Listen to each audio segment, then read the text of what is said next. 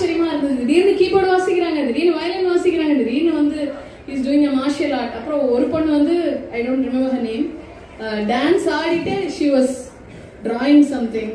அப்புறம் திடீர்னு weight lifting. So எனக்கு வந்து அஃப்கோர்ஸ் ஒரு ஆர்ட்லேயும் உள்ள நுவான்சஸை வந்து எனக்கு என்ஜாய் பண்ண தெரியும். மியூசிக்லனா I can say technically, but other ஃபீல்ட்ஸில் I mean if somebody is doing great I can understand the dynamics and the nuances.